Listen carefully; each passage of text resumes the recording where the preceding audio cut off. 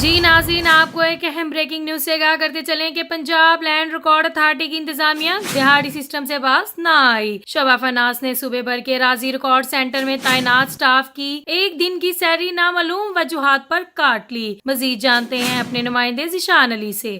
جی ذیشان، تفصیلات سے آگاہ کیجیے گا۔